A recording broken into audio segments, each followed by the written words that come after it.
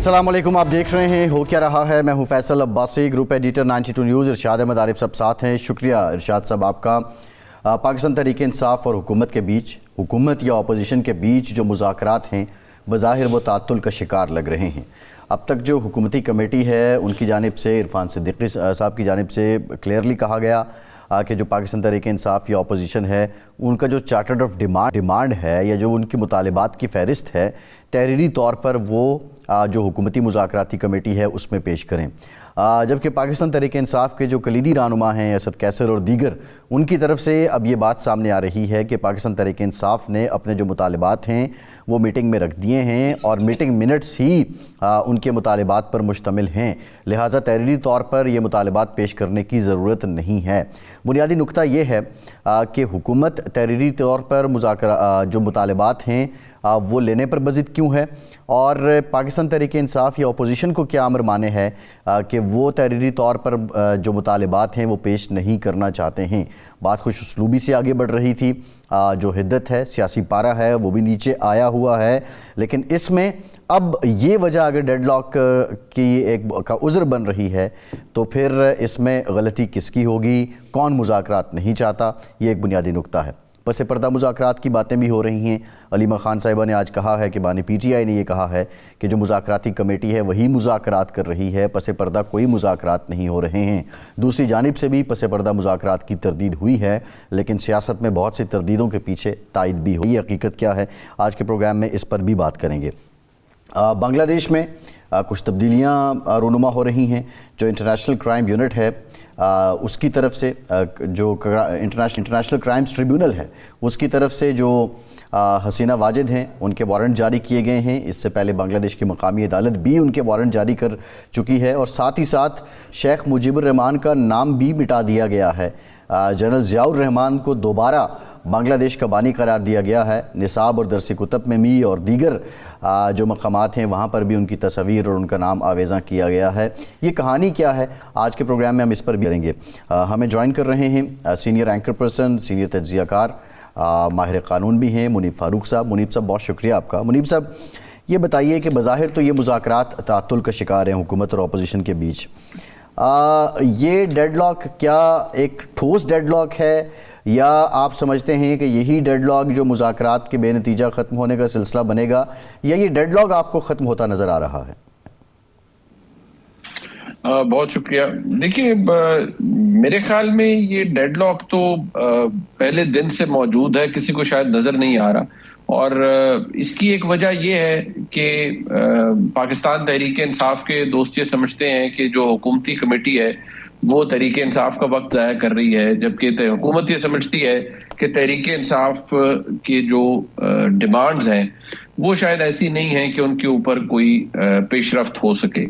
अब मेरे ख्याल में दोनों, एक तो मिसट्रस्ट भी है और जो सबसे बड़ा फैक्ट है वो ये है कि ये जो मुज़ाकराती कमेटियां मौजूद हैं इनके अंदर पाकिस्तान की जो एस्टैब्लिशमेंट है उसकी डायरेक्ट इंटरवेंशन या डायरेक्ट नुमाइंदगी नहीं है। बेशक जो हुकूमत कर रही है वो पाकिस्तान की एस्टैब्लिशमेंट के नॉलेज में है, लेकिन कोई इतनी बड़ी बात कंसीड करने के लिए हुकूमत का भी कोई इरादा नजर नहीं आता।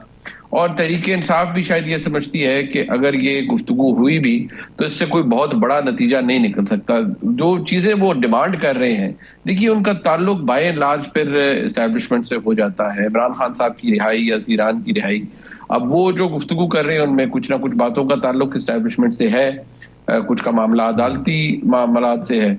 और जो दो वाक़यात के ऊपर जुडिशल कमीशन है, ये भी 9 मई 2023 के हवाले से तो एक दरखास्त पेंडिंग सुप्रीम कोर्ट में भी है, लेकिन अगर कोई बात मान भी लेता है तो मुझे नहीं लगता कि बहुत ही इफेक्टिव जुडिशल कमीशन बना पाएगी हुकूमत या बनाने की नीयत रखती है। लिहाजा मुझे लगता है कि ये जी मुनीब साहब ये फरमाएं कि आप ये कहना चाह रहे हैं कि हुकूमत को इस्टेब्लिशमेंट की तायद व हिमायत या पुष्टपनाही हासिल नहीं है और हुकूमत आज खुद कुछ करने की पोजीशन में नहीं है। गुजारिश है शाहद आरिफ साहब कि जहां तक ये मुज़ाकराती अमल है तो एक चीज होती है कि कोई आपको ये कहे कि नहीं आपने ये मुज़ाकरात लाजमी करने हैं और इसका कोई हल निकालना है जो सियासी चपकलश है, पोलराइजेशन का। एक होता है कि आपको कोई सिर्फ آپ کسی کو بتا دیں کہ ہم ملاقات کر رہے ہیں، مل رہے ہیں، ٹیبل پر دینے کے لیے کچھ نہیں ہے یا ماننے کے لیے آپ کچھ تیار نہیں ہیں، تو پھر مذاکرات تو بس ایسے ہی ہے، چائے بسکٹ ہی ہے، بیٹھ کے کھا لیں، بات کر لیں اور پھر اٹھ کر ایک کلامیاں بنا کر چلے جائیں. مجھے اس میں کوئی خاطر خواہ ڈیولپمنٹ اس طرح کی نظر نہیں آ رہی اس میں. اچھا، اس کی کیا وجہ ہے؟ ابتدا میں یہ تاثر حکومت کی طرف سے ملا ہمیں کہ جی بےتاب ہے پی ٹی آئی مذاکرات کے لیے، وہ فیس سیونگ چاہتی ہے. 26 مئی کے واقعے نے اس کو بہت کمزور کر دیا ہے. لیکن پچھلے ہفتے ہم نے دیکھا کہ حکومت سے زیادہ پی ٹی آئی ایک بے اتنائی کا مظاہرہ کر رہی ہے. اس نے کہا جی پہلے ہماری ملاقات کرائیں، اس کے بعد دیکھیں گے کہ ہم نے چارٹر آف ڈیمانڈ کیا پیش کرنا ہے. اول تو یہ چارٹر آف ڈیمانڈ کی جو اصطلاح ہے، اس پر مجھے تو خیر اعتراض ہے. یہ فیکٹریوں کے مزدوروں کے ساتھ جب لیبر یونین کے ساتھ مذاکرات ہوتے ہیں تو اس وقت یہ چارٹر آف ڈیمانڈ پیش کیا جاتا ہے. لیکن پھر حکومت نے کہا جی ہاں بالکل آپ کا حق ہے، آپ کی ملاقات ہونی چاہیے، اور اس واقعے کو 4 دن گزر گئے، ملاقات کی کوئی بات نہیں ہوئی. تو یہ دونوں طرف سے بے اتنائی، اور خاص طور پر جو فریق اس وقت دباؤ کا شکار ہے، جس کے لوگ جیلوں میں پڑے ہیں، جس کے بانی جیلوں میں پڑے ہیں، اس کی طرف سے یہ ایک سرائیکی کا لفظ ہے ڈھیل گھوس، کہ بالکل ایسا ہے کہ اچھا جی ہو جائے تو ہو جائے، نہیں ہوتا تو کیا فرق پڑتا ہے. اس کی وجہ کیا ہے؟ دیکھیے، جو یہ حکومت ہے اس وقت، دونوں کو اگر آپ اینالائز کریں شاہد عارف صاحب، تو جو حکومت ہے یہ اس کو ایک ویلیڈیشن چاہیے، یا اس کو ایک اس کے لیجیٹیمیسی کے اوپر بھی سوال تو بہرحال اٹھتے ہیں. اس کو ویلیڈیشن چاہیے کہ جی ہم ایک ریپرزینٹیو حکومت ہے، ہم نے اپوزیشن سے بات کی ہے، گفتگو کی ہے، اور حکومت کے اندر چند ایسے لوگ ہیں جو یہ خلوت میں جلوت میں یہ بات کرتے ہیں کہ جی کوئی فائدہ نہیں ہے اتنے تناؤ کا، تو اچھا ہے اگر کوئی گفتگو کے ذریعے معاملہ آگے چلے اور جو لوگ جیلوں میں ہیں وہ باہر آ جائیں، کچھ تھوڑا سا اگر سپیس کریٹ ہو جائے. دوسری جانب عمران خان صاحب کا مسئلہ یہ ہے کہ انہوں نے پچھلے 2-2.5 سال کے اندر جو چیز فیس کی ہے وہ ہے ٹوٹل ڈسکنیکٹ عمران خان صاحب کے مابین اور پاکستان کی اسٹیبلشمنٹ کے مابین. لیکن بہرحال عمران خان صاحب کو پتا ہے، وہ خود بھی وزیر اعظم رہے ہیں، کہ جو مجھے اصل میری ڈیمانڈ ہے یا مجھے جو چاہیے وہ تو اسٹیبلشمنٹ ہی دے سکتی ہے. اگر معاملات عمران خان صاحب کے ساتھ درست ہو جائیں تو پھر تو بہت سی چیزوں کے اوپر پردہ بھی ڈال سکتا ہے، اور پر کور ڈالا جا سکتا ہے، جیسے 9 مئی ہے، 26 نومبر ہے، پھر تو آگے بھی چلا جا سکتا ہے.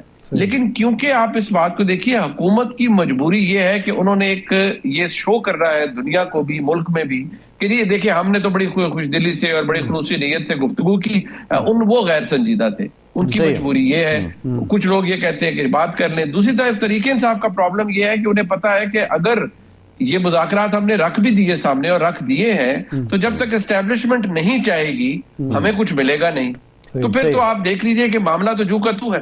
اچھا منیب صاحب، علیمہ خانم جو ہیں انہوں نے آج کہا کہ بانی پی ٹی آئی نے کہا مذاکرات جو ہو رہے ہیں وہ اسی کمیٹی کے تھرو ہو رہے ہیں. دوسری جو سائیڈ ہے، جو ریلیونٹ کوارٹرز ہیں، اسٹیبلشمنٹ کے کوارٹرز ہیں، وہ بھی پس پردہ مذاکرات کی تردید کرتے ہیں. آپ کیا سمجھتے ہیں کہ ان تردیدوں کے بعد کوئی شک کی گنجائش نہیں رہتی؟ تمام اختیارات انہی کمیٹیوں کے پاس ہیں، یا آپ کی نظر میں یا آپ کی اطلاعات کے مطابق پس پردہ بھی کچھ چل رہا ہے؟ دیکھیں، ہمیشہ وہ انگریزی میں ایک اصطلاح استعمال کی جاتی ہے کہ there is a lot more that meets the eye. جو نظر آتا ہے اس سے بہت کچھ زیادہ ہوتا ہے بعض دفعہ. میں صرف اتنا کہوں گا کہ مذاکرات تو نہیں، لیکن رابطے ضرور ہیں. رابطے اس طرح کے کہ جیسے جو محترمہ بشرا بی بی صاحبہ ہیں، جو عمران خان صاحب کی اہلیہ ہیں، میں یہ بات وثوق سے کہہ سکتا ہوں انفارمیشن کی بیسس پہ، کہ جو ان کی ملاقاتیں عمران خان صاحب سے ہوتی ہیں اور اس کے اندر بھی، اور جو ان کی پرائیویٹلی بھی وہ بھی کوشش کر رہی ہیں، ظاہری بات ہے وہ بھی یہی چاہتی ہیں کہ ان کے شوہر نامدار جیل سے باہر آ جائیں. تو وہ شاید یہ بات متعدد دفعہ عمران خان صاحب کو کہہ چکی ہے کہ سپیس کم ہو رہی ہے اور بہت سے مسائل ہیں کہ بہتر یہ ہے کہ اس وقت اپنی پوزیشن کو ایڈجسٹ کیا جائے. اور فی الحال وہ کہتے ہیں نا کہ you live to fight another day, یعنی کہ آپ اس وقت کچھ چیزوں کنسیڈ کریں، کنسیشن رکھیں، یا حالات تھوڑے سے بہتر کر لیں، اور you can always bounce back. جیل میں رہ کے تو کوئی فائدہ ہے نہیں عمران خان صاحب کا. تو میں یہ ضرور کہہ سکتا ہوں کہ ان کا رابطہ، کچھ لوگ، میں نہیں کہتا فرام دا ہائیسٹ لیول، لیکن کچھ لوگ ان سے رابطہ یا ان کا رابطہ لوگوں سے ضرور ہے جو مقتدرہ کے ہو سکتے ہیں. لیکن ایک ہوتا ہے کہ جی کوئی آفر ٹیبل پہ رکھی جائے کہ جی ٹھیک ہے ہم ذرا آپ یہ بات جو ہے یہ ہم آپ کو آفر دے رہے ہیں، یہ نہیں ہے. ان کو ریالٹی ضرور بتائی جاتی ہے کہ عمران خان صاحب کو اگر 2-2.5 سال تک کسی نے جیل سے نہیں نکالا تو نظام تو چل رہا ہے. اگر کسی کو یہ لگتا ہے کہ یہ نظام عمران خان صاحب کے جیل میں بند رہنے سے رک جائے گا تو ایسا تو نہیں ہوگا. نظام تو چل رہا ہے, لولی لنگڑی حکومت ہے.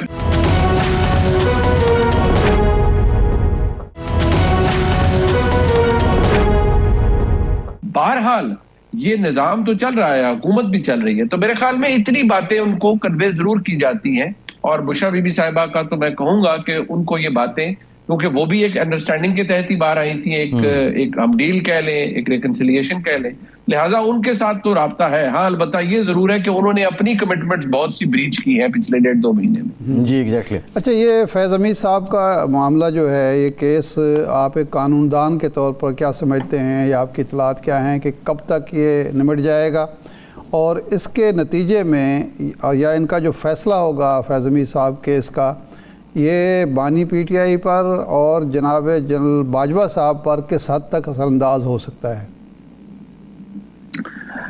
دو باتیں ہیں جناب ارشاد عارف صاحب. ایک سب سے پہلے یہ کہ جو بات عمران خان صاحب کی حد تک ہے, دیکھیے جو نشانات ہمیں ملتے ہیں اس سے تو انٹینٹ بڑا ظاہر ہوتا تھا, کہ ابھی بھی لگتا ہے کئی دفعہ کہ جی عمران خان صاحب کا بھی ملٹری ٹرائل کرنے کی کہیں خواہش یا ارادہ ضرور ہو سکتا ہے, لیکن میں سمجھتا ہوں وہ آسان کام نہیں ہے. اس کے لیے جو ریاستی کیپٹل لگ جائے گا وہ شاید اس وقت کوئی ادا کرنے کے پوزیشن میں نہیں ہے. دوسری بات یہ ہے کہ دعویٰ تو یہ ضرور کیا جاتا ہے, اور جو دعویٰ ہے وہ کچھ پریس ریلیزز کے ذریعے بھی آیا ہے, اور کچھ بحیثیت صحافی میں عرض کر رہا ہوں کہ انفارمیشن بھی ہے کہ جی عمران خان صاحب کا فیض حمید صاحب سے جو تعلق ہے اور ساری سازش کے تانے بانے ہیں وہ ملتے ہیں.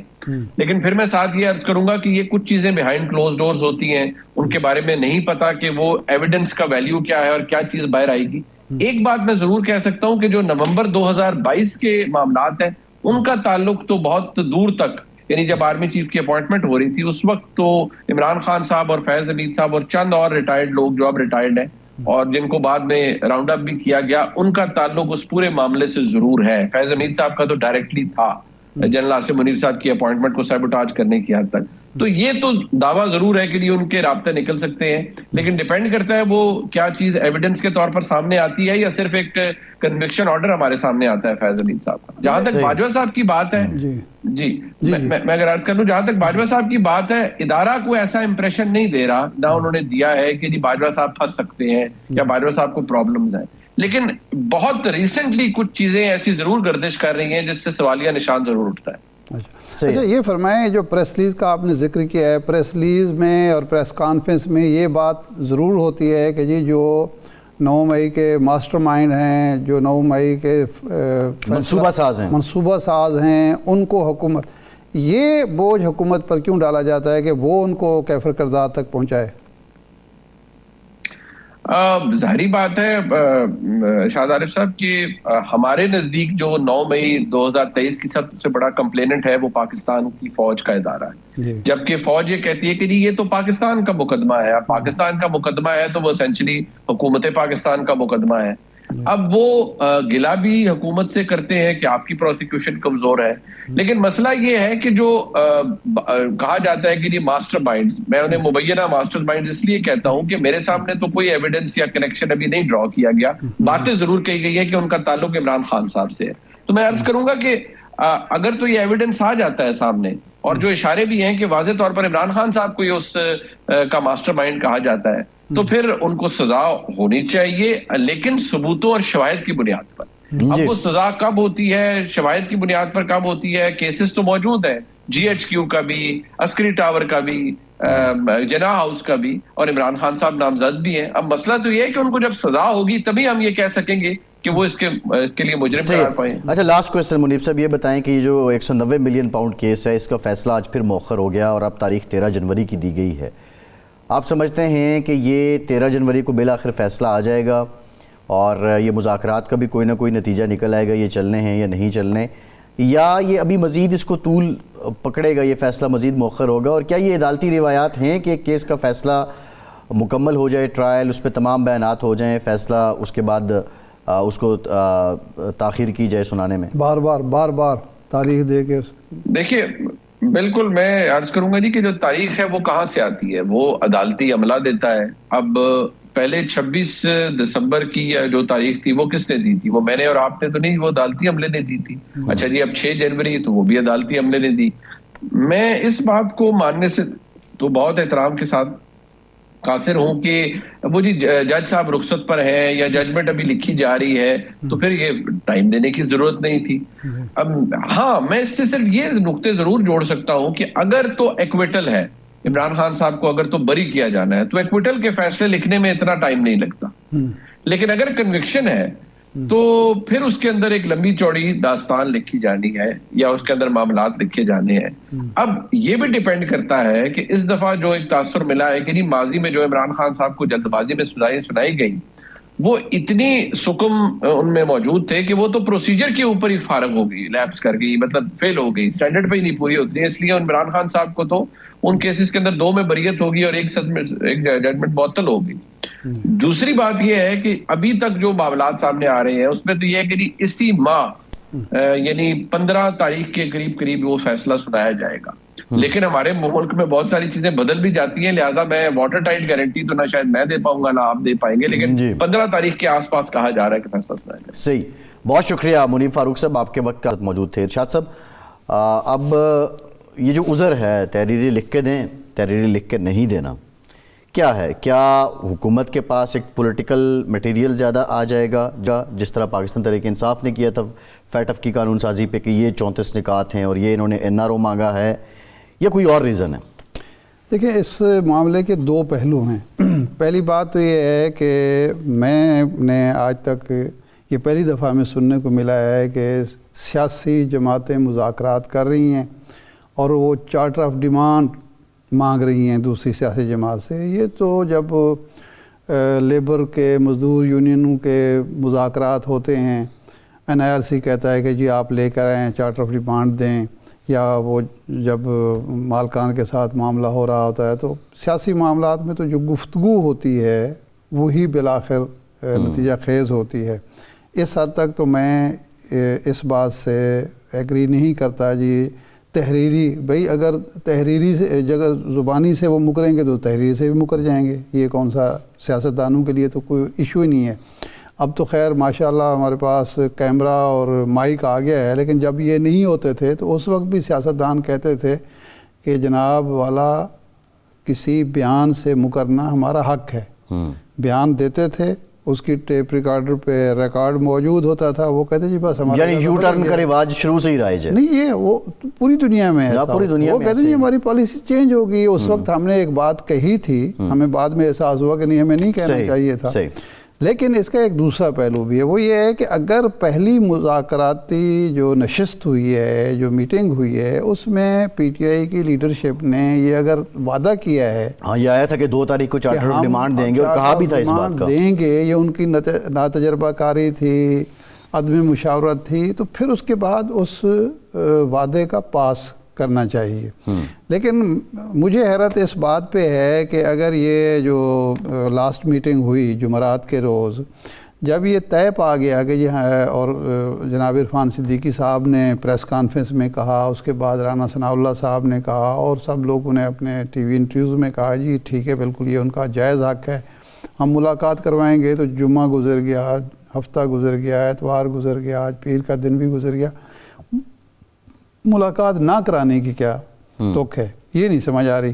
یعنی اگر پوائنٹ سکورنگ ہی ہے، سپوز یہ ہم فرض کر لیں، ہاں، کہ تو پھر پوائنٹ سکورنگ تو بہترین موقع تھا کہ جمعے کو ملاقات کرا دی جاتی، اور پھر وہ مذاکرات کے لیے نہ آتے ٹیبل پر تو کہا جاتا کہ جناب دیکھیں یہ تو سیریس ہی نہیں ہے، سنجیدہ ہی نہیں ہے. تو حکومت کیوں موقع دے رہی ہے؟ فرض اگر ہم یہ کریں کہ اپوزیشن جو ہے اس کو طول دینا چاہتی ہے یا سنجیدہ نہیں ہے، تو اس کے بعد حکومت کیوں؟ اس کا مطلب ہے کہ دونوں فریق سیم پیج پر ہیں، نہ وہ سنجیدہ ہیں، یہ مفروضے کی بات ہے، نہ وہ سنجیدہ ہیں، نہ وہ جلدی میں ہیں نہ وہ جلدی میں ہیں، نہ وہ اس مذاکرات کو نتیجہ خیز کرنا چاہتے ہیں نہ وہ کرنا چاہتے ہیں. تو یہ جو عجیب و غریب بات ہے کہ ایک ملک کی سب سے مقبول پارٹی اور دوسری ایک حکومت جو ایک اتحادی حکومت ہے، ساری سیاسی جماعتیں آلموسٹ اس میں شامل ہیں، وہ ایک قومی معاملے میں اس قدر غیر سنجیدہ ہیں. تو یہ تو میرے لیے تو عجیب سی بات ہے.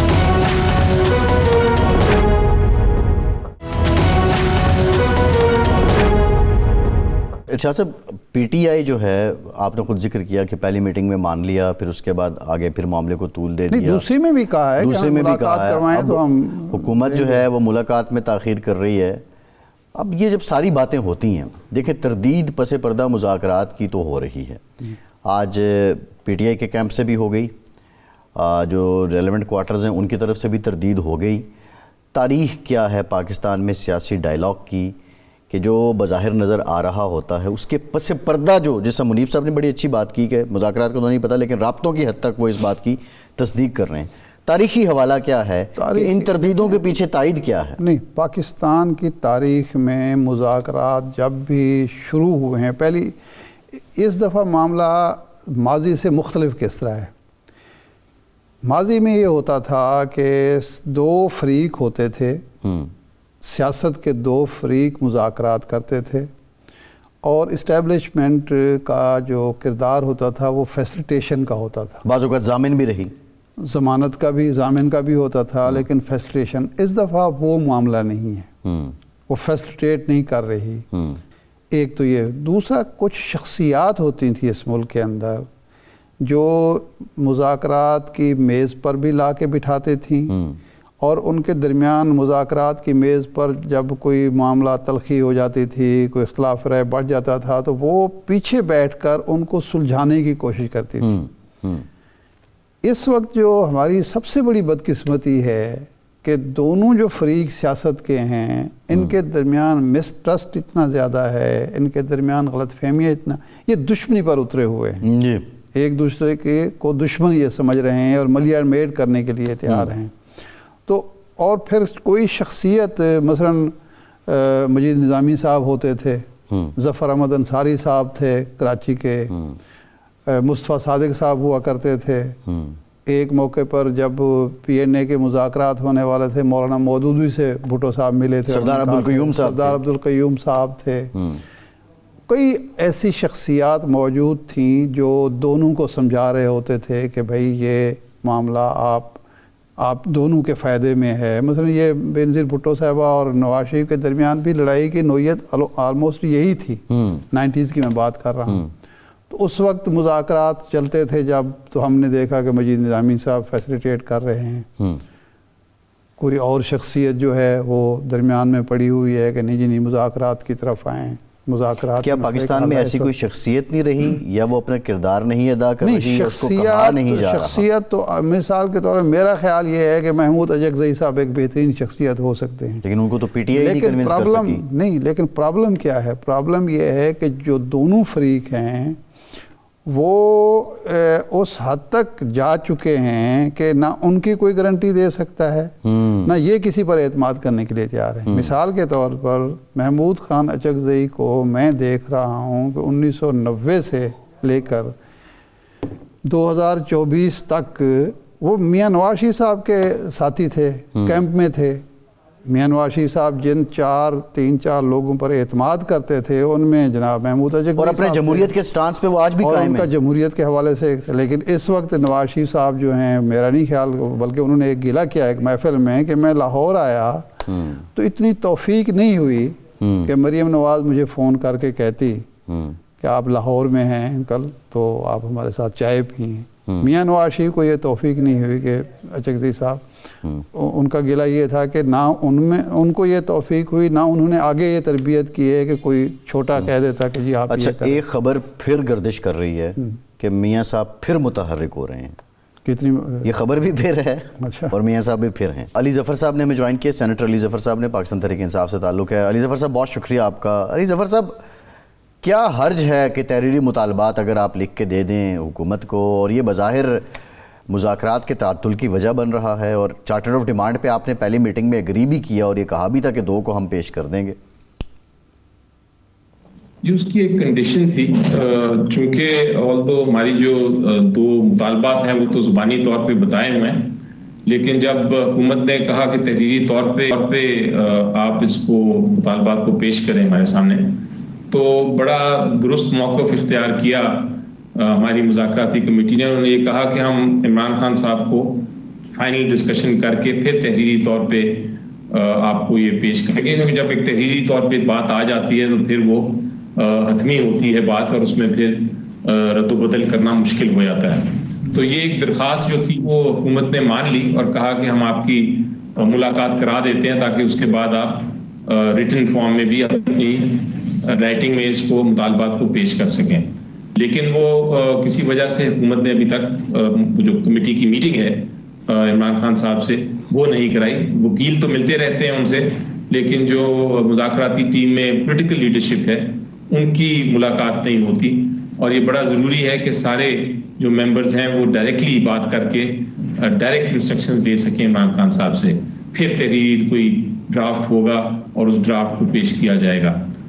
اس لیے میرا خیال ہے کہ یہ جو تاخیر ہے یہ پی ٹی آئی کی طرف نہیں آپ کسی طرح کر سکتے, یہ حکومت ذمہ دار ہے. آپ یہ کہہ رہے ہیں علی ظفر صاحب کہ اگر ملاقات کروا دی جاتی ہے مذاکراتی کمیٹی کی تو اس کے بعد تحریری طور پر حکومت کو مطالبات پیش کر دیے جائیں گے, یعنی پی ٹی آئی تحریری طور پر مذاکرات یا مطالبات دینے میں بضد نہیں ہے, پی ٹی آئی دے دے گی؟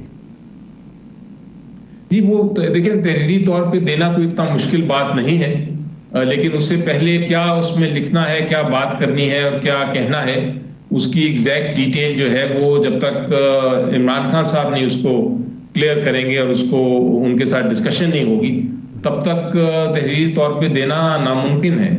اور یہ بات حکومت کو پتہ ہے, انہوں نے اسی لیے لاسٹ میٹنگز میں یہ کہا تھا کہ ہم یہ فیسیلیٹیٹ کریں گے اس میٹنگ کو, جو نہیں کر رہے وہ.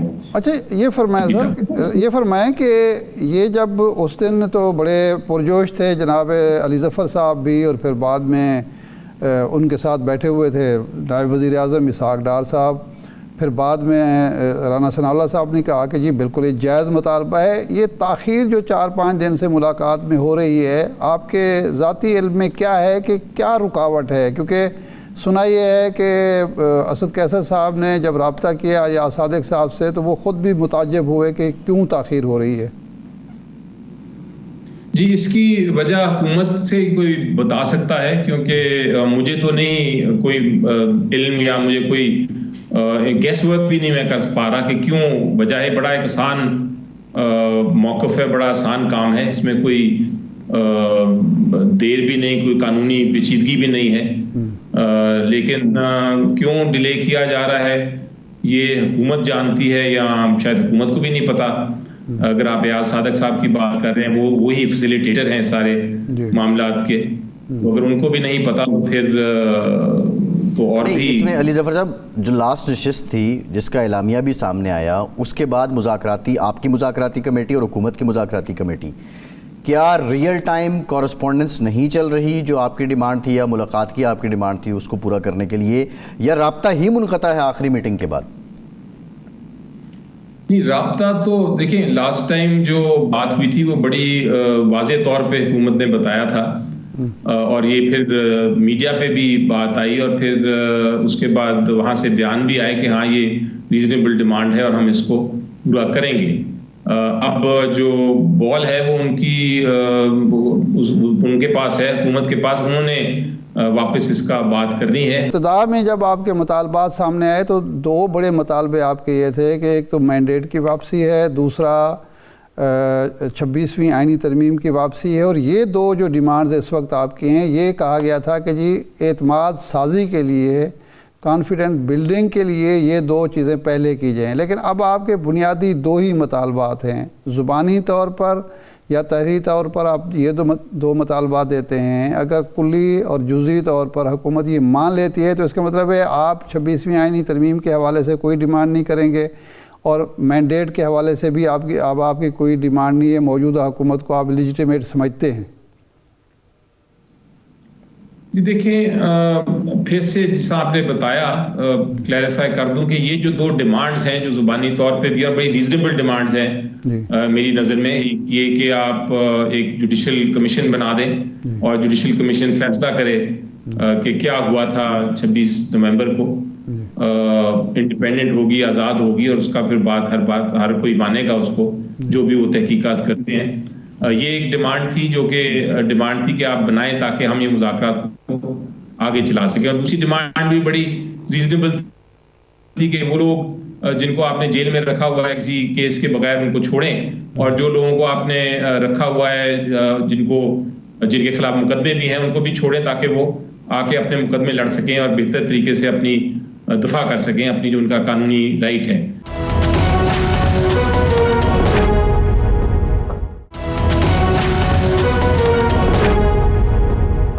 تو یہ دونوں بڑے ریزنیبل ڈیمانڈ ہیں۔ یہ ڈیمانڈ جیسا آپ نے پہلے فرمایا، یہ ایک طرح سے کانفیڈنس بلڈنگ میجرز تھے، یہ دکھاتے تھے یہ دونوں ڈیمانڈ اگر پوری ہوتی ہیں کہ واقعی مذاکرات کے بارے میں سیریس ہے حکومت، اور مذاکرات میں آگے جا کے فائنل حل ڈھونڈا جا سکتا ہے، کیونکہ آبویسلی یہ بات تو بڑی کلیئر ہے کہ یہ دونوں ڈیمانڈز فائنل حل تو نہیں، اس مذاکرات ان ڈیمانڈز پہ نہیں ہو رہے، یہ ایک طرح سے کنڈیشنز ہیں مذاکرات کی، یہ دونوں ڈیمانڈز۔ علی ظفر صاحب، جوڈیشل کمیشن کی آپ بات کر رہے ہیں، جوڈیشل کمیشن اگر آپ کی ڈیمانڈ پہ بن بھی جاتا ہے، اس وقت یہ جو دونوں انسیڈنٹ ہیں 9 مئی اور 26 نومبر کا، آپ نہیں سمجھتے کہ اگر جوڈیشل کمیشن کی فائنڈنگز اس موقف کی تائید کرتی ہیں جو حکومت کا ہے یا اسٹیبلشمنٹ کا ہے، تو آپ کے پاس جو ابھی حق ٹرائل ہے اس ٹرائل میں خود کو بے گناہ ثابت کرنے کا وہ اپرچونٹی بھی آپ لوز کر جائیں گے؟ یہ دیکھیں، جہاں تک ہم بڑے واضح ہیں، کیونکہ جو حقیقت ہے وہ ہمیں پتہ ہے، اور ہمیں یقین ہے کہ جب انڈیپینڈنٹ اور آزاد کمیشن بنے گی تو پھر وہ حقیقت سامنے آئے گی، اور حقیقت سے ہمیں کوئی پریشانی نہیں ہے۔ ہمیں پتہ ہے کہ حقائق کیا ہیں، اس لیے ہمارے ٹرائل میں بھی اس میں کوئی فرق نہیں پڑے گا۔